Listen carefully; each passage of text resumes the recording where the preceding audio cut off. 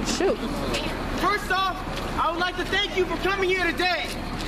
I know it's very cold, and I'd like to say thank you. We support you for standing out in this unfortunate weather.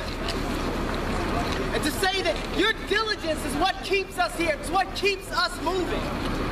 To the faculty and staff and the entire University of Michigan community, both alums and students alike, this is what inspires us. Michigan is a place that creates the leaders and best, to teach every academic discipline, to create the imaginable leaders that come from the White House to the Peace Corps, to even teach for America. The legacy of Michigan is the very audacity to be ambitious and to fight for the social justice on this campus. And this is what inspires our movement and our initiative to extend this legacy, the legacy of the Black Action movements in the 1970s, into 2014. Unfortunately, what brings me here today is not that social action is done. What brings me here today is the unfinished business of the first 3 fights of the Black Action movements. Now, I come to you today not as a leader, not as a commander, not as a creator of the Black experience. I'm a single voice in a sea of voices that yearn to get away from the exclusion and isolation on this campus. I'm a single voice that covets true equality. It is a fight that emerges from the clamor of broken promises and understated commitments to diversity. It is the fight, angst, and anxiety that I feel, that we feel, leaving every classroom, every dormitory, and every residential learning community. I'm not a messenger. I'm not an amplifier of what we feel, each and every one of us, feeling as if we do not belong here. Yet I'm pretty sure that the acceptance letter that we got in the mail the day we got into the University of Michigan has said otherwise. I assure you that I'm not the only person who feels frustrated and downtrodden because of the unfulfilled promises or lack of oversight over policy geared towards social climate is only frustrated because they possess the desire for equality that is so strong, not even a blow of unaccountability can burn a hole in our fight.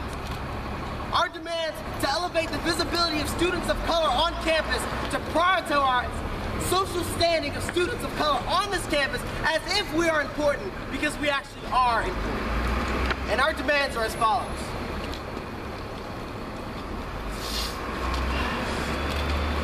We demand that the university give us an equal opportunity to implement change. The change that complete restoration of the BSU purchasing power through an increased budget can obtain. 2, we demand that the university give us available housing on Central Campus for those of lower socioeconomic status at a rate which students can afford to be a part of the university life and not just the periphery. 3, we demand an opportunity to congregate and to share our experiences in a new Trotter and located on Central Campus. 4, we demand an opportunity to be educated and to educate about the America's historical treatment and marginalization of colored groups through race and ethnicity requirements throughout all schools and colleges within the university. 5, we demand an equal opportunity to succeed with emergency scholarships for Black students in need of financial support, with the mental anxiety of not being able to focus on and afford university academic lifestyle. 6, we demand for an increased disclosure of all documents within the Bentley Library. There should be transparency about the university and its past dealings with race relations.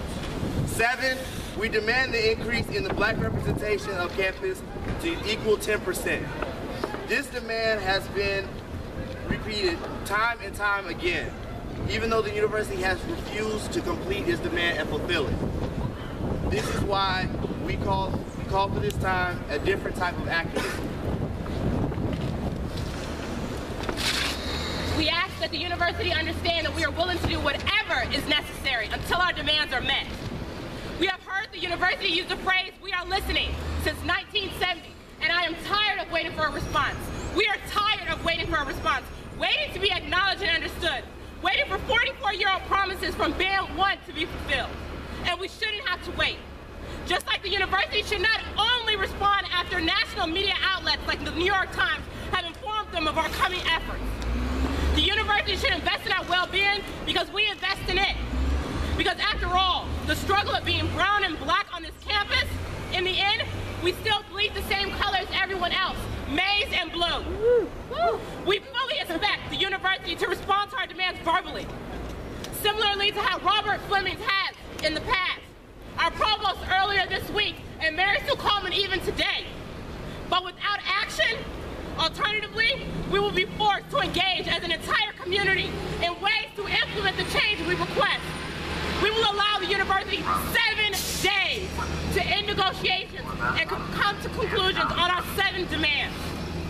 If negotiations are not complete and they are unwilling to do so, we will be forced to do more, beginning to increase valiantly in our activism for social progress and take physical actions on the University of Michigan's campus.